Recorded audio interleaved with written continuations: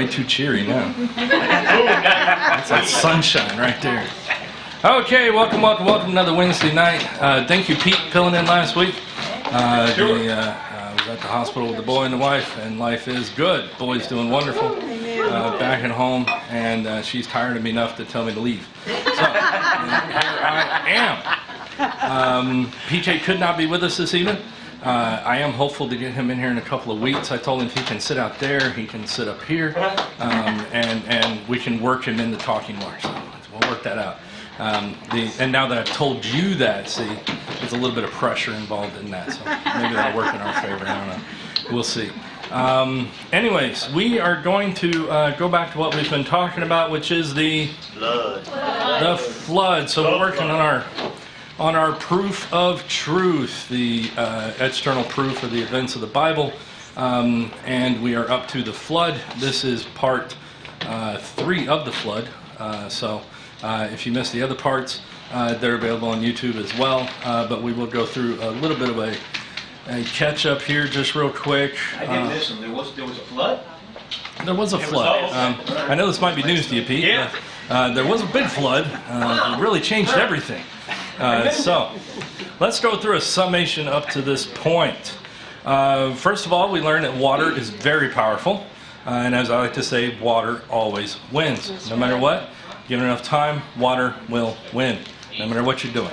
Okay? What? Heat. Okay, yeah, you can heat it up and it'll boil. That is a true point too. But anyways, case in point, we talked about this tsunami over here from Indonesia with kind of a before and after. They rebuilt on the after side, but this is effectively what the place looked like. So this is one tsunami, much less an entire global flood that would just scrape the soil off the surface of the continents. And reform it. So, water always wins. Now, we also talked about how God tells us about the flood through Moses in the writing of Genesis about 1,700 years after the flood itself, right? And is the Lord's flood account negated because other stories of a global flood predate it being written down? For instance, every culture basically that we run into on the planet has some written story about a global flood that wiped everybody out. Okay? Now, some of those stories do predate Moses' writing in Genesis. Is that a problem? No. No. Okay? As a matter of fact, it would be perfectly reasonable, wouldn't it? It is not a strange concept that other cultures would have written stories about a flood event that date before the writing of Moses. We see this often in today's writing. So when an event happens today, we get all sorts of snippets of the story, right, and stuff. And people even write books and jazz, and it's bound on great ideas about why things happened and all this stuff. And then a couple of years later, we actually figure out the truth of what actually went down, right? And then that all scales out. So same type of thing here. The other cultures have a very verbal story structure, okay? They pass down this story throughout the years in their culture. They develop a writing language. They write said story down because it's important to their history, right? And then along comes Moses, and God actually delivers to Moses the true account of exactly what happened, okay? So, thus, it is not a problem. We also saw how the features that we see in the landscape around us that are supposed to have taken millions of years to develop can actually happen in a matter of hours and days, as exemplified by the Mount St. Helens explosion and the environment around that. Okay? Now,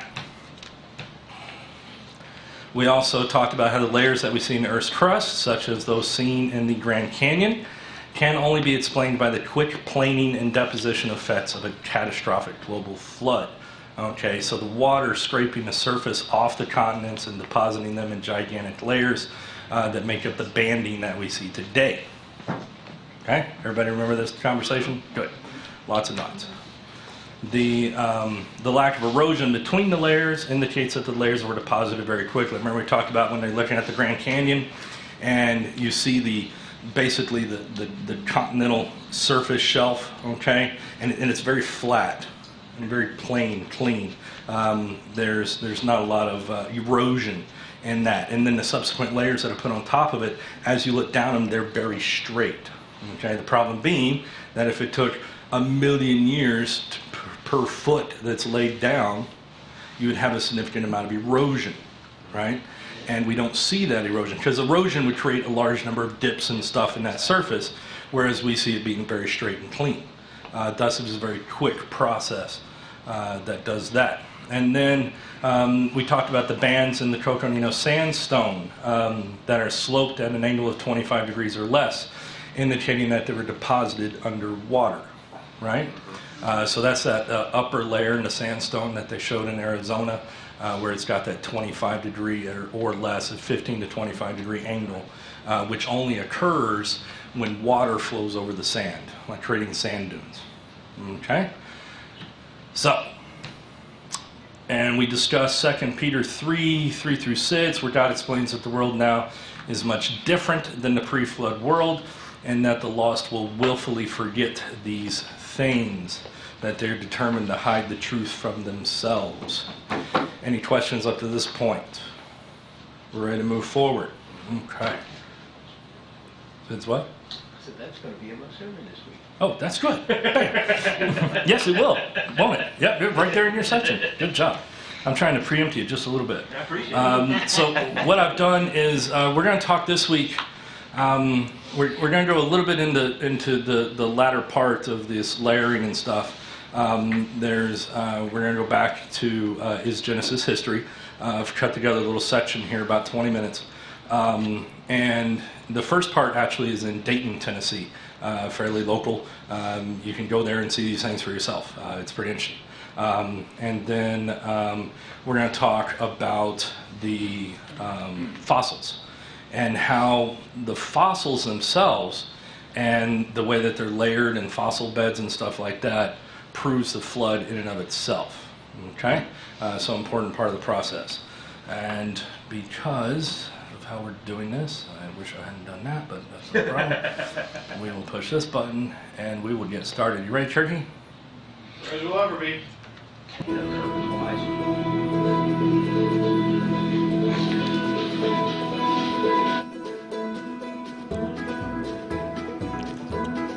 Kurt Wise took me from one fascinating place to another, showing me evidence of fossil forests, explaining the rapid formation of coal, and talking about the complex design of biological systems. Everywhere we turned, he showed me something new about the Earth and its history. We ended up at the entrance to an old abandoned coal mine. This is leftover remains of the Dayton Coal and Iron Company, built about 110 years ago. Well, what's amazing is that if you didn't know that history, and if you looked at these rocks, you would think they were very ancient. In fact, if we were in Greece, we might think they're thousands of years old. It's hard to tell just looking at the structure itself. Well, Kurt, then I need for you to do something, because I know that the conventional paradigm looks back in Earth history, and it's a straight line. A lot of uniform processes and so forth.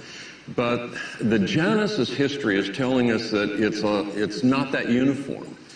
Yeah, that's a good point. In 2 Peter chapter 3, it talks about people in the latter days saying, where's the promise of his coming? For all things continue as they were from the beginning of the creation. That concept that what you see in the present, what's happening right now, what's happening in the creek down below, what is happening in every place on the earth, is the way it's always been. It's always been for all of Earth history. The passage goes on to say, for this they are willingly ignorant. They're not just ignorant of these truths, they're purposely rejecting these truths, and it lists the creation and the flood. These are apparently events, according to the Bible, that aren't like the present. Right. And the neat thing is, that's what we see here. That cliff isn't actually in place. That cliff belongs about 1,000 feet up. It's slid down to its current location. That's a pretty big boulder. That's huge. That's okay, massive. now what kind of process in the present slides blocks that big down? This thing continues for a mile. But inside those rocks are yet further evidence of an event before that that's even bigger, even more unlike the present. And then inside those rocks are also fossils of a time period that's very different than the present. So that, according to the claims of Scripture and according to my own experience, you can't use the present to judge the past, to understand the past. But if you go all the way back to the beginning, you realize that the Bible lays out what I would call epochs of Earth history. Major periods that of time. Just different things happening during each of these epochs, that if you lived in any one of the other epochs, you would never understand the previous epoch, because it's so different. The first one is the creation itself.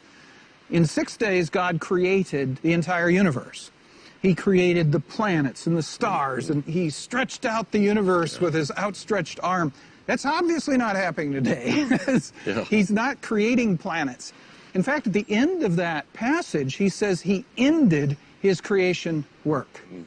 Then we move into what I call the Edenian Epoch, the period of time when Adam and Eve are in the Garden of Eden. And it's very different than the present. We get the impression from that passage, for example, that Adam and Eve, if they had not sinned, would have lived forever. It's hard to even conceive of human beings living forever. So it's a different world, wildly different. How long it lasts, we don't know, but it suddenly terminated with Adam and Eve. Back on? Slight time delay. Okay, there we go. This is actually an important point that we tend to miss, even when we're studying through Genesis, is that we don't know how long Adam and Eve were in the Garden of Eden, right? We tend to read it, and it reads through pretty quick, and you tend to think it happened, oh man, look, they were in there for 24 hours, and then it all went wrong. But we don't know exactly how long that took. It could have been quite some period of time.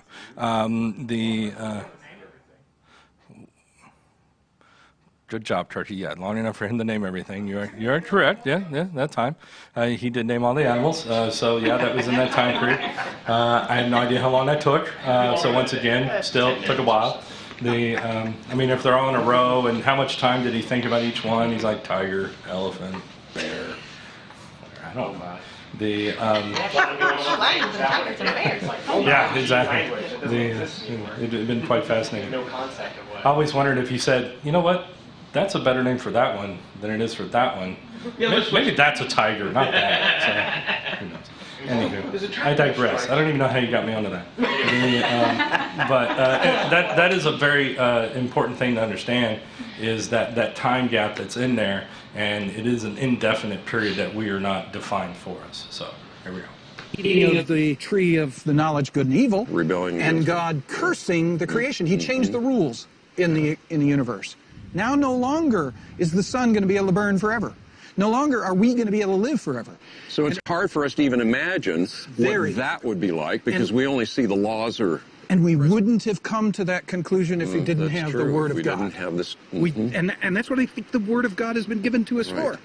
So we slide into the third epoch of time, what I call the antediluvian period, the period before the flood and after the fall of man.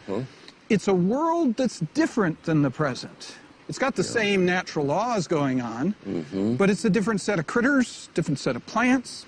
It's a little bit warmer Earth. The continents are in different positions from what they are now. It looks significantly different. Well, that's what we see in Peter, where it talks about that world being destroyed. So the flood was not just soaking everything. This was radical change, wasn't it? Yeah, if we're right about what we've understood so far, we got continents moving, smashing together, creating mountains. Mountains are rising to tens of thousands of feet. You've got water washing across entire continents. We're ripping thousands of feet of sediment off of the old continents, and then depositing thousands of feet of sediment on top of them again. We're looking at earthquakes of astonishing power. So this change then from what you call the antediluvian epoch now into the post-flood. Basically, the Earth has got to recover from a global flood. The atmosphere's got to recover, the geology, the rocks have to recover, plants and animals have to spread across the Earth. You got lots of water, humongous earthquake, humongous volcanoes, and more or less that period of recovery is a slow, decrease in intensity and frequency of those things. So would it be in that period that we would see the Ice Age, for example? Yes, that's ironically, the Ice Age turns out to be, in our modeling, a consequence of the heating of the water during the flood. Water is evaporating off the oceans, that cools the oceans. The water is then moving over the continents and dropping enormous volumes of water. Now, in certain places, the rain's going to come down as snow, but coming down so rapidly and without break that it can't melt and accumulates into thick sequences of ice until they're miles thick.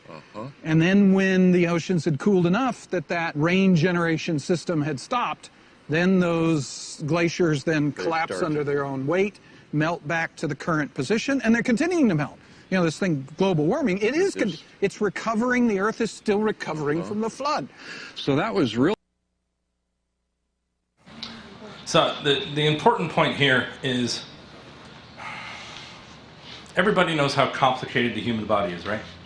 It is incredibly complicated. It runs on a system of checks and balances that have a scale that in many ways we don't even understand what is happening. Have a problem, go to the doctor, see how much we actually know. Okay? They'll tell you, that's interesting, wish I knew why, let's move on. Okay? Don't know how to do that, maybe we can fix it, whatever. So there's even just the immune system has such a level of checks and balances that it goes 30, 40, 50 levels deep in that check and balance system. The Earth actually runs on just a complicated system as well. Okay? The Lord took his time in generating this as well. So the things like the Ice Age system there, where as the water heats, it creates more humidity, that water's pulled up into the air, right? It goes over towards the poles where it cools, over mountains, things like that, where it's compressed, drops from the sky in rain, snow, things like that. What that does then is that leads to the cooling of the surface of the water, which reduces back, okay? Same thing with too much CO2 in the atmosphere, okay? That allows plants to grow better. When plants grow better, they take more CO2, scrub it out of the atmosphere, and generate oxygen, which allows the animals to grow better. So it's a very slick system of checks and balances that works very well. Now, there's some evidence that possibly us as human beings are capable of impacting that cycle to some degree. For instance, the mass deforestation of South America is probably not helping that natural CO2 scrubbing cycle. But you know, it is a very intense, complicated system. Also, the formation of the ice actually traps carbon dioxide in that ice, so that creates a CO2 scrubbing cycle too. It's this very interesting system that really creates a great complexity. The Earth does not run in a simple way. There are many things about it that we don't understand at all. For instance, we have almost no understanding of what happens underneath the Earth's surface. Who knows? Yeah, there's magma down there. It rotates around to some degree, we think. We don't know exactly what it's doing, but we know it's there. I do love all those charts that are pure speculation. Like everything you see in school with all the diagrams of inside the Earth. Yeah, that's all made up. It's all a good idea. That's all a good idea. Okay, somebody thought, that sounds good, but yeah, we don't know. Okay, we haven't had the chance to go down there and check. It hasn't worked out well. You ready, Kirky? The tumultuous era right then, but then you have one final epoch. So the modern epoch is you can study present processes and understand things fairly readily back to within a couple centuries of the flood. And so that would lead one to think that these processes, if you take them all the way back... Precisely. Right. You take the present processes and extend them into the back. And that's what 2 Peter says. That's the error people make. It's reasonable. Take the present and extend it into the past. Not unreasonable. So you need to go to the Bible to find out the necessary information to reconstruct it.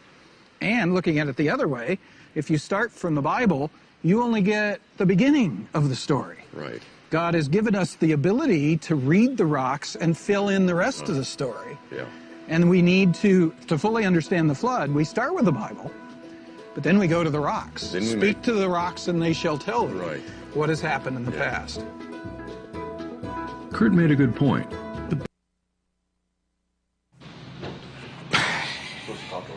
I'm Got the bugging Zoom him. link. He has to push buttons and stuff while I'm doing this. What? I'm working on Zoom also. Oh, okay. Well, there you go. Oh, yeah, I didn't set that up. I apologize to everybody. Kirk will be getting that posted soon. One thing I want to make sure we don't do is we don't rag on science itself. Okay, science is incredibly important. As a matter of fact, one of the most important things to remember about science is that it started in the church. Okay, it started with monks observing the world around them, trying to understand God's creation. That is actually the point of science, us trying to understand how God works. Now, are we going to understand everything about how God works? No. Absolutely not. Okay, and science is important too because it grows in its understanding. Okay, we now understand much more about how the process works in the world than we did 40, 50, 60 some odd years ago, right? Okay, and that allows us to build better technology and stuff like that, and interact with the world around us. Science doesn't cause problems. It's scientists that have a tendency to cause problems. Okay, the data itself is the data itself. It's how you choose to interpret the data that's important. So keep that in mind. Okay. Science just literally means a series of steps. Just determining. It's a process from a set of data. to observe things, test a theory, figure out whether or not it's true. Okay.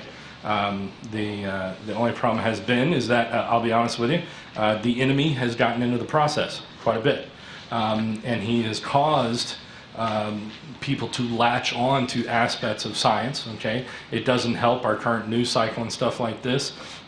What's interesting is back when I was in college, research papers were never heard of. Like, you never read about research papers in the news. Okay, you never heard about a research study on CNN. Okay, now somebody releases a research study that had a singular result that proved that maybe purple flowers help cure cancer in these mice. Okay, a singular result, and all science is supposed to do is take that result and then move forward with it and try to replicate it. Okay, let's see if this actually works. Let's do this.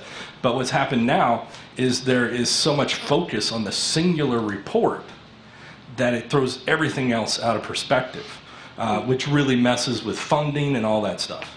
So it really is a problematic issue. Well, and there's a huge reproducibility crisis. I was actually just reading something about that where there's no money in doing more study on this specific result.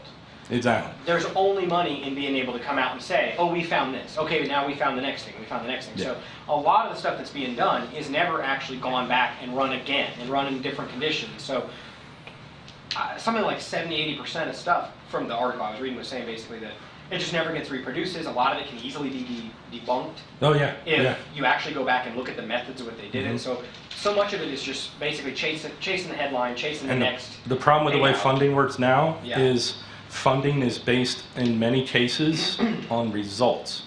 Okay, so the research guys that are writing the papers are only getting paid when the papers say certain things.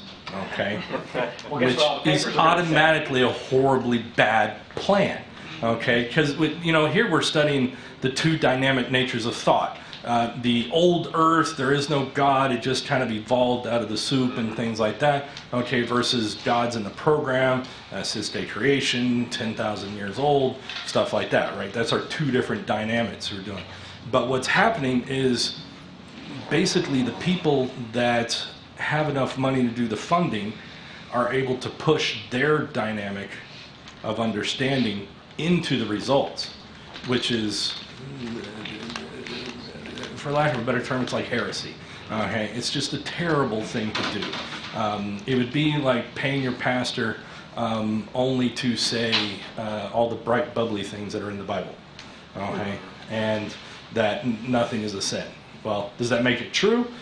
Absolutely not. But you might pay him to say that, and he might choose to say that, but it doesn't make it true. Okay, same thing with the sciences. Okay, Turkey. The Bible records historical events, but it doesn't explain how those events happened. That's what these scientists were doing. They were trying to interpret the evidence in light of biblical history. But Kurt said there was evidence inside the rocks. What was that evidence? I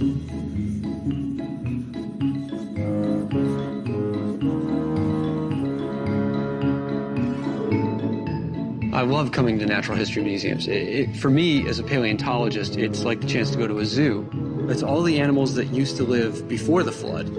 It's like a chance to step back in time. It is like a zoo, except they're not alive. Right, and they don't smell, so that's pretty good. Yeah. And the Natural History Museum isn't just about telling us what was there. It's also trying to give us a storyline, right? And we've got two possibilities. We've got these two paradigms between a naturalistic view and a biblical view. And all the natural history museums in the country, most of them around the world, all give you just one of those views, only giving you the naturalistic, old Earth view of the world. But these same data, this dinosaur, is able to be understood in an alternate paradigm. So when I'm thinking about these types of creatures, I'm thinking about a world that's right before the flood. I mean, this is a real picture of a violent world. Yeah. That's why God said, behold, the end of all flesh. It wasn't just mankind. Man and all of the animals over which we rule are judged at the time of the flood. Well, Marcus, can you kind of give us an overall picture of the fossils and how all this stuff fits together? Yeah, fossils tend to be found in distinct layers where there are very, very large numbers that have been destroyed, untold billions. And so every time we see a layer of rock that's this thick, we're thinking about an event that probably took minutes to make, not thousands of years, minutes for just this one package of rock, sometimes even seconds, where these pulses of water from the flood are moving over the continents, grabbing ecosystems or dragging marine ones up from deeper in the ocean, and pulling them onto land. And as one gets deposited and the waves come back, they start pulling and piling additional stuff on top of that. And it's a graveyard on top of a graveyard on top of a graveyard. It's the sort of thing that speaks to catastrophe, not the sort of thing where the fossil record is gradually accumulating bone by bone, shell by shell, little by little, over untold eons of time. So you're saying that we have these marine fossils all over, even on mountains? Yeah. Further back over in the museum, they've got sections with things like mosasaurs, these big swimming reptiles. Mosasaurs are globally distributed, and they're distributed on continents. So looking at these things, you're saying, what is it that has the power? What is it that has the capacity to take the marine world and throw it on top of the continents in such a violent and destructive manner? And the flood makes perfect sense for this. When we were in the Grand Canyon, we saw that great unconformity. Yeah. And there were no fossils to speak of really below that. And then all of a sudden we start getting a lot. What does that say to you as a paleontologist? Well, the great unconformity is telling me that there's some sort of massive erosion and shearing that's happening across the continent. And then once we start getting to those nice sedimentary rocks that have all the wonderful fossils in them, the pattern starts to emerge. The ecosystem that has the first animals in it shows up very suddenly. In conventional paleontology, they call this the Cambrian Explosion. It's the first appearance of a wide diversity of different types of marine animals. All of a sudden, you have this complex and whole ecosystem that shows up basically out of nowhere. Now, that makes perfect sense from a creation and flood perspective because the flood is about destroying ecosystems.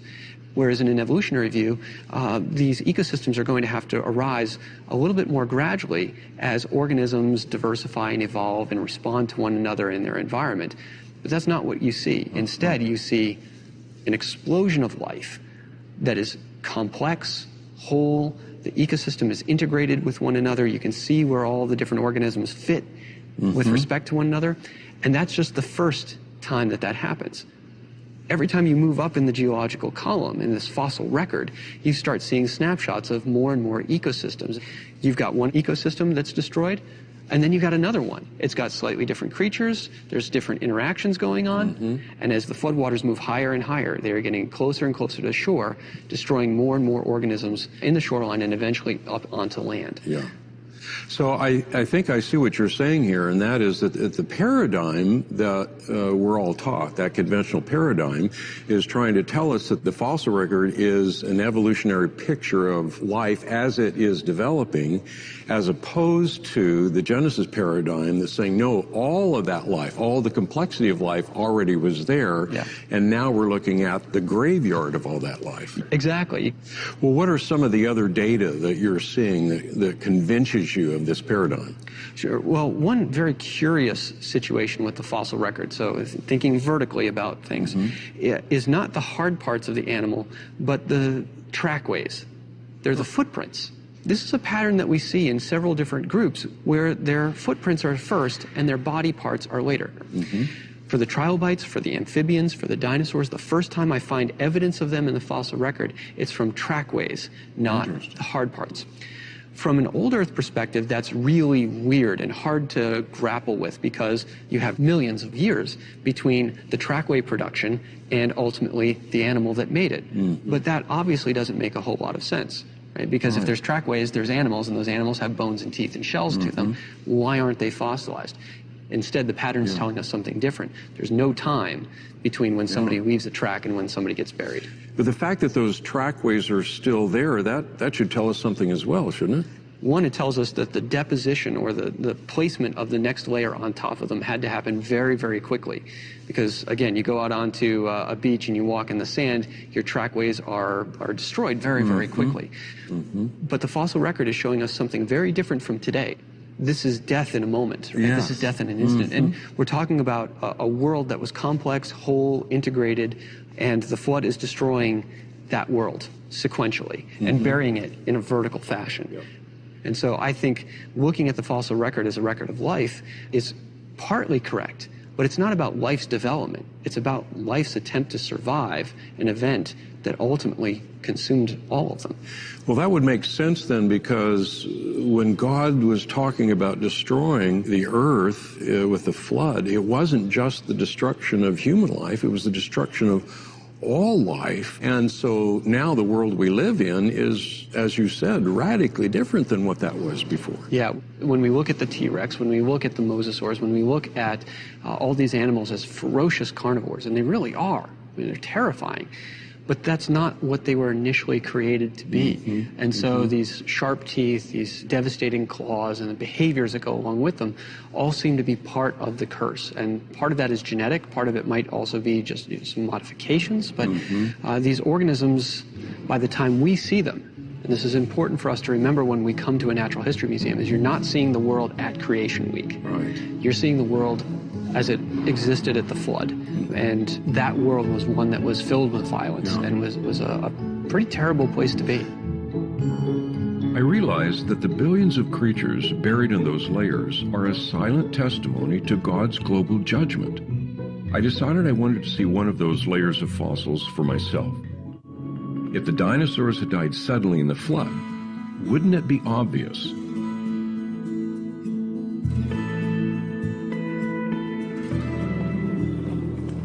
What we're dealing with here, this is in the Lance Formation. This is a Upper Cretaceous sedimentary deposit. And what we have here is what's called a bone bed. It's an accumulation of bones that's about 1 meter thick, a little less than 1 meter. And in this meter, we find the bones present as a graded bed with little bones at the top and bigger bones at the bottom. And you can see here, it looks like Kirline is working on another vertebra here. This is a cervical vertebra of a duck-billed dinosaur. This is where the spinal cord goes, right there. When I look at these bones in the quarry, I often think of them as being inside the animal alive, and just imagine what it's like to be seeing these bones for the first time. So this is just full of bones, and it's not like we have to go looking for where the bones are. We just have to sit down and start digging. What is mainly different about the sites that you're digging here as opposed to what we would say a general dinosaur dig somewhere? Well, there are dinosaurs found all over the world, but this particular site is unique in that it's probably one of the largest collections of bones in the world. And there are the remains of I'd say between 5,000 and 10,000 animals, each 20 to 40 feet long in this deposit. These are big animals, and there are a lot of them. Let's step back for just a second. Okay, so we had a duck-bill dinosaur roaming around the Earth, and all of a sudden it dies. Would it become a fossil? Fossilization requires very special circumstances. Normally, we know, for example, if a coyote dies out in the desert, its body is soon gone.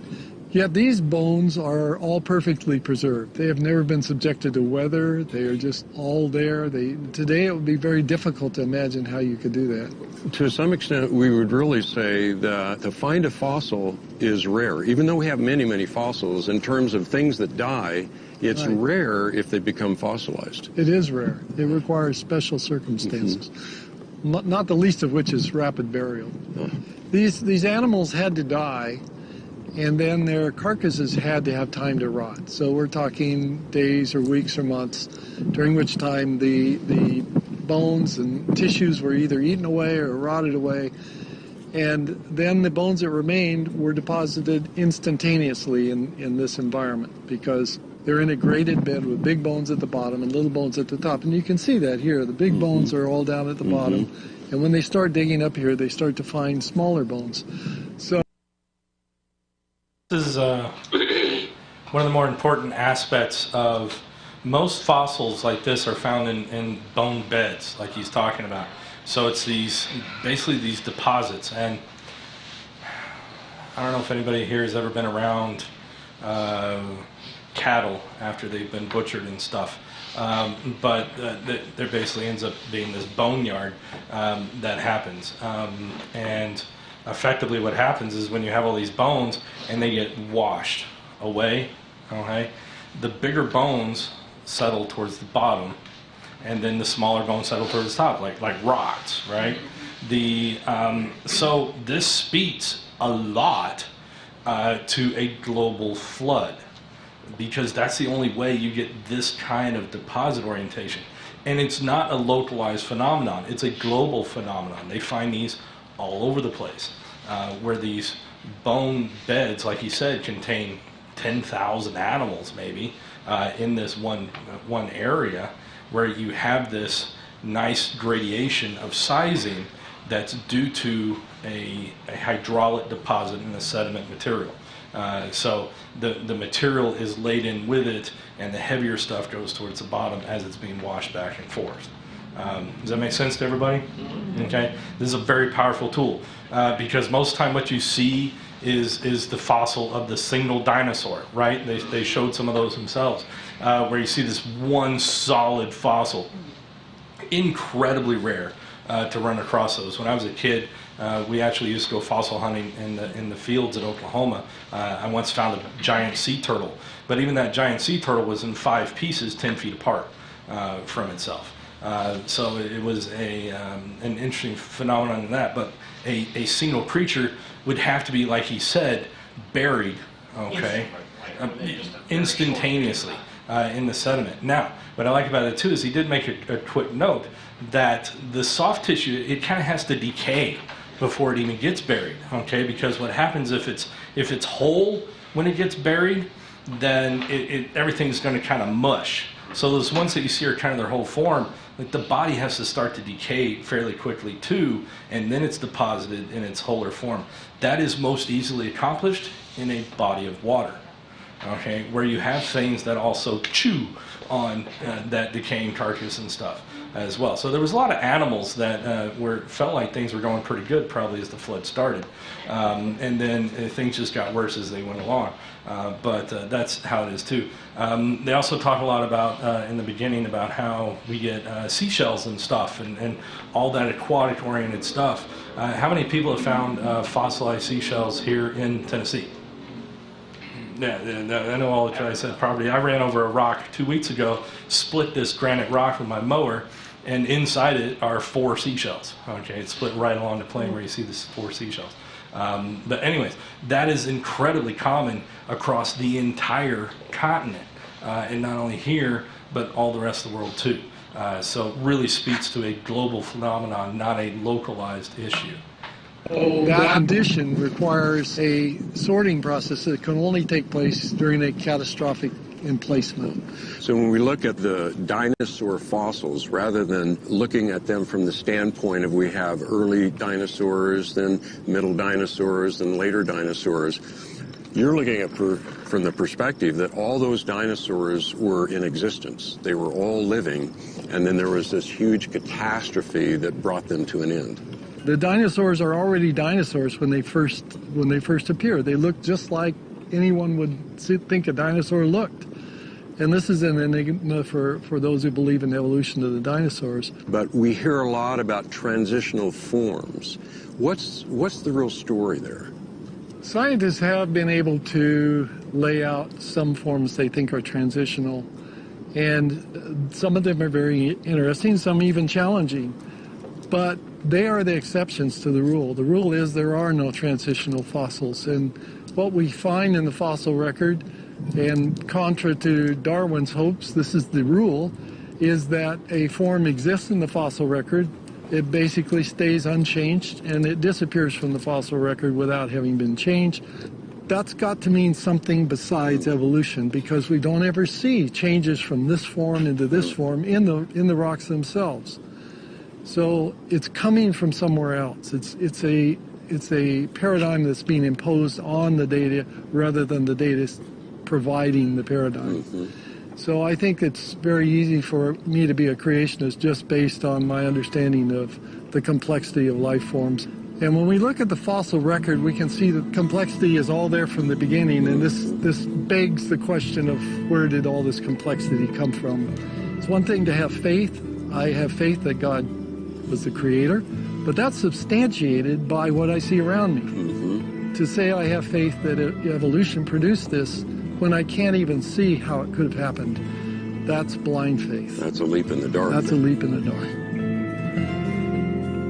It seemed that everywhere I looked, there was a growing body of evidence that fit the historical record of Genesis. It wasn't just one thing, it was many things pointing in the same direction.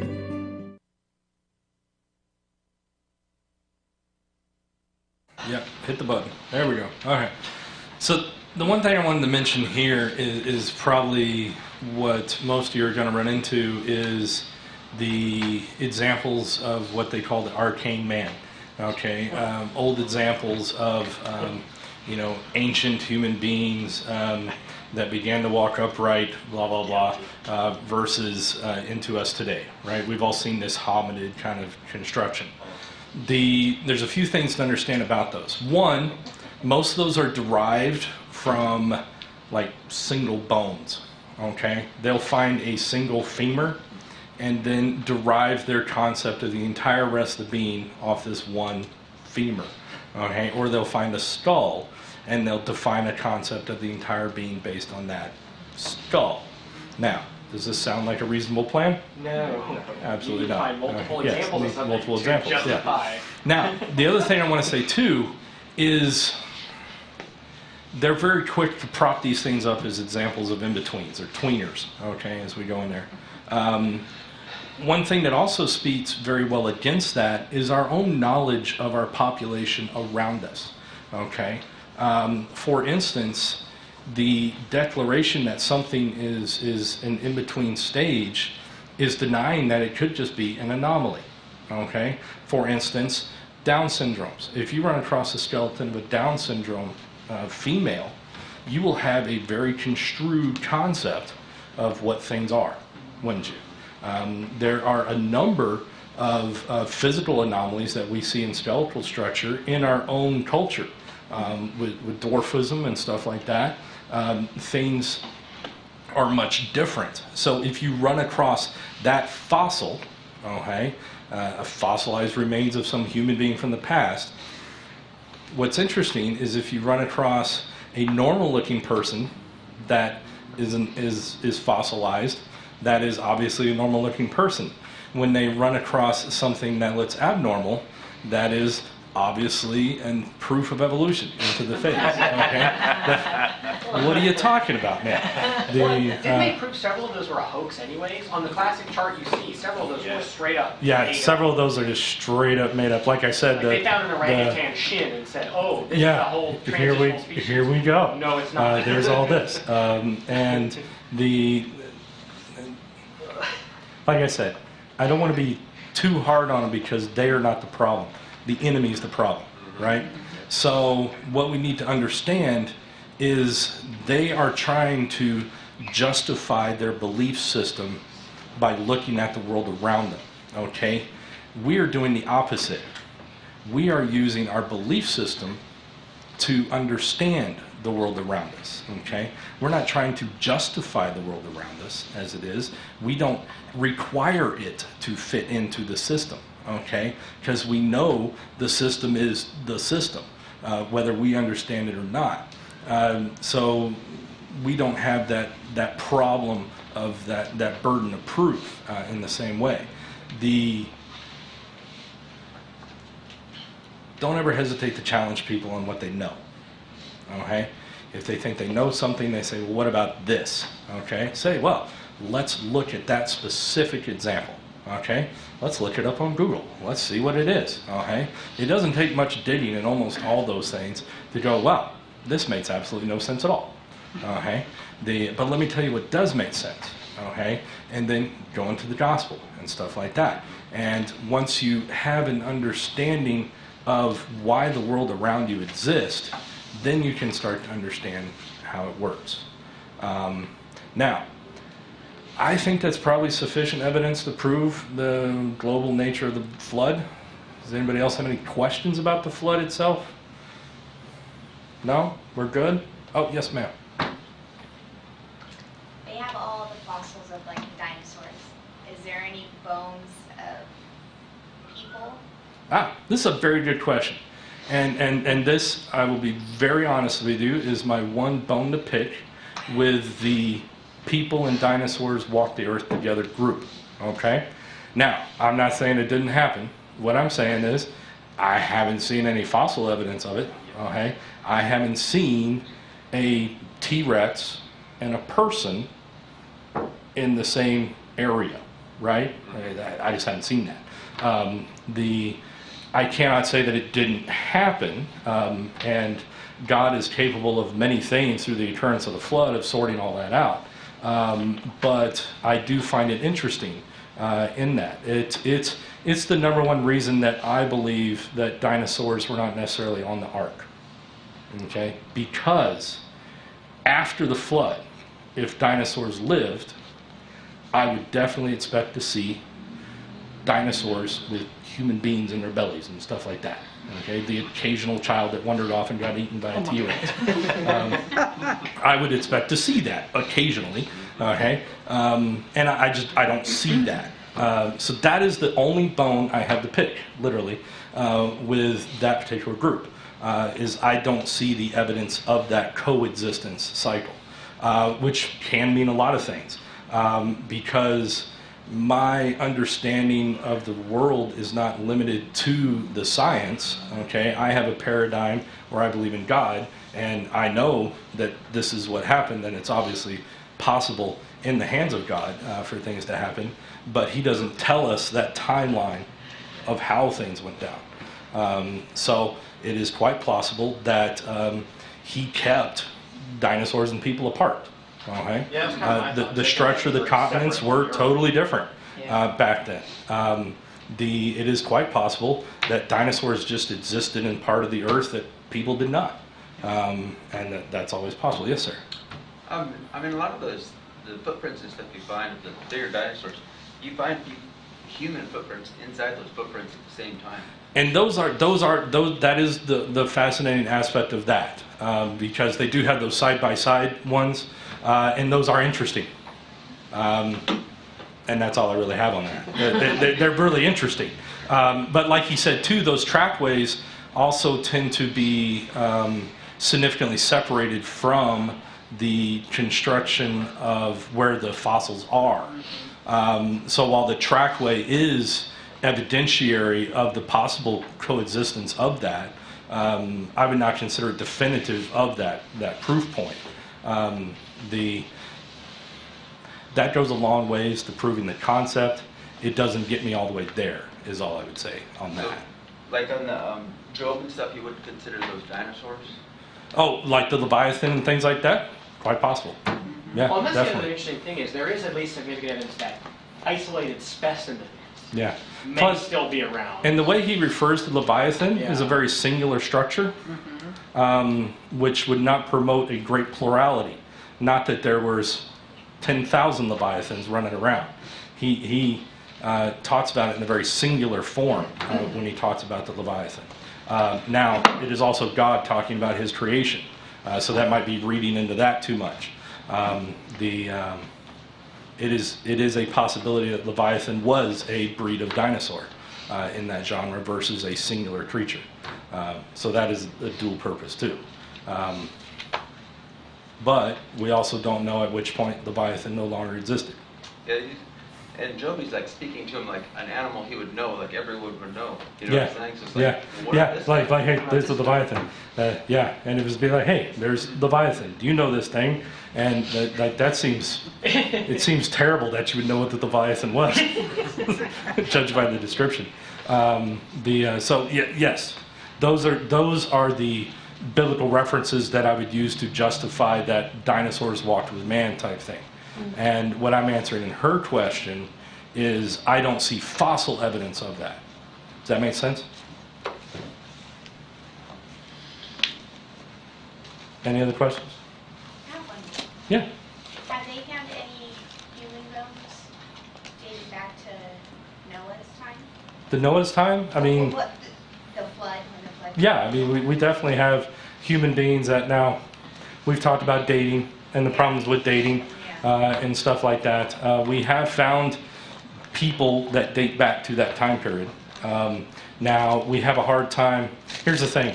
So if you're dating based on what we know to be the layering of the rocks, okay, and what we've been studying is how that's not a slow process, that's an instantaneous structure that can develop just very, very quickly, very short periods of time, you have that 1,000 feet of layering. The issue being in that is happening so fast that it's hard to say what time period those bones were from based on where it is at in that. So it removes kind of the concept of time understanding based on that layering. You see what I'm saying? So just because it's in this sedimentary layer does not mean that it is necessarily 40 million years old or anything like that, because we know that everything happens so fast. And it's also quite possible that fossils in an upper layer are older than fossils in a lower layer, okay? Because those bones could have been brought from another part of the world. For instance, a great deal of the red layer that's in the Grand Canyon came up out of Mexico. We see evidence of that soil material down in Mexico. So that structure can change everything. So the issue with that is that if you're basing your understanding of time based on where it is in the strata, you automatically have a problem. And we've discussed things like carbon dating and stuff like that, how it can be kind of wonky. But carbon dating works pretty good up to about 10,000 years old, and then it really goes awry, which, fantastically enough, is about how long it's necessary to know. Well, that's interesting because that raises questions too about some of the other subspecies of humans that we've discovered that were clearly human. They interbred with humans. They existed at times with what we consider current humans. But where do the Neanderthals fit in all that? But like I said, our evidence for the Neanderthals are based on a very few number of samples. Right. Two. Okay. And who's to say that's not just abnormalities? Okay. We have no reason to justify that being a whole new species or subspecies. Well, and even the areas that they attribute to Neanderthals were clearly people. They had culture. They had music and cities, and they were people. Yeah. So even the best explanation is they were slightly different people. Yeah, part of the problem that evolution has is coexistence. In that different species of different evolutionary scales coexisting with each other can be very problematic because a higher form would automatically be competing with a lower form for its food source. So how likely would it be that a higher form of ape would actively compete with a lower form of ape on an evolutionary scale? It's problematic. Because we don't even see too much of that in current ape structure. There are some intermixing of the apes in environments, but a lot of them tend to have totally different food structures. And if you're actively evolving, you're sharing the same food structures, which is an issue. And for instance, human beings. We know human beings at their base level are not incredibly friendly people, right? And if you're going to embrace a concept like evolution, it really does become a survival of the fittest, okay? How often are you going to let the lower form outcompete you for, you know, the mammoth or whatever it is you're eating on? We see that on the savannah, right? Where the lions get first take, and then everybody gets what's left over. Okay, same type of idea. Well, there is that funny story of the monkeys that attack that village and steal all their stuff. Yes. Yes. Sorry, that's Yes. Anything else? So where would you put the dinosaurs in the timeline of the Bible? So in the timeline of the Bible, that is an answer I actually struggle with. Okay, because of those things I just said. So it's it is So you don't believe in a young Earth? You believe in an older? No, I'm a young earther by far. So my problem is where do they go in that? So do you think they died before Adam and Eve? Is that what you're saying? Or they existed outside the Garden of Eden. Yeah. Okay, and outside the Garden of Eden, it's quite possible they died before Adam and Eve left the garden. Like we said, we don't know how long Adam and Eve were in the garden. So there's a plausible answer there. Probably under 120 years. Right? That's interesting. Why would you justify that answer? That's when their son was born. So how long was it before their son was born? 130 years. So how long were they in the garden before the son was born, is what I'm saying. I'm saying he would have kept living forever because he would have had sin, right?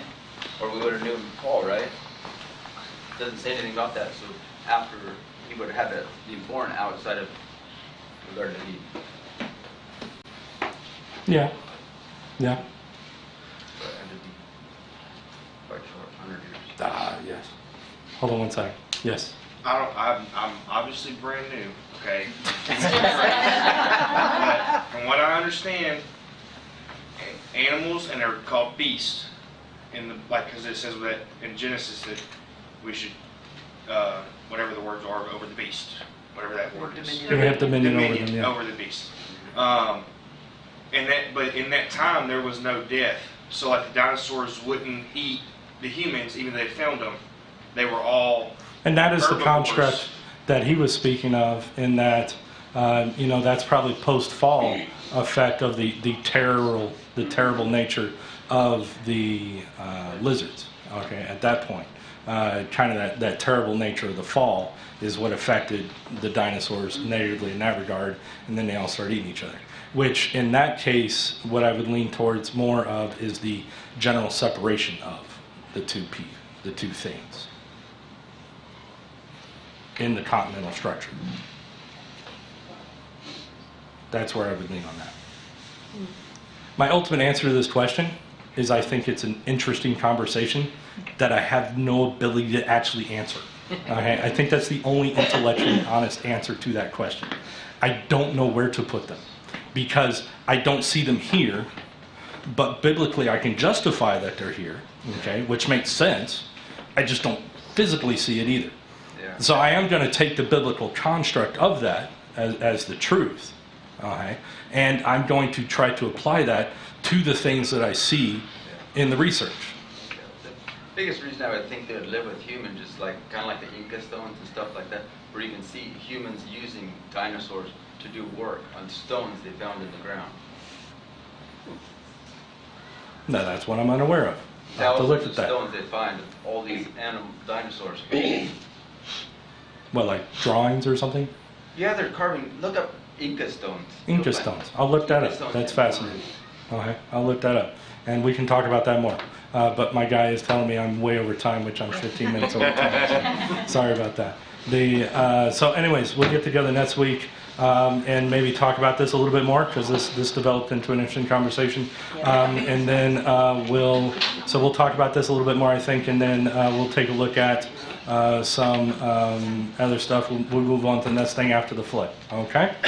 I think Jurassic Park proves dinosaurs live at the same time. No, there you go. What's funny is like Right. literally all Literally, gotta go. the dinosaurs is total Gotta go. speculation. That's We perfect. have absolutely Jason, no you gotta idea. prove That's it. what I said. 10 seconds, what? Okay, never mind. Go ahead. Dear Heavenly Father, thank you for the blessing of the day, Lord. Lord, I just want to say thank you for allowing us to come together to discuss these things openly. That this is a conversation to be had.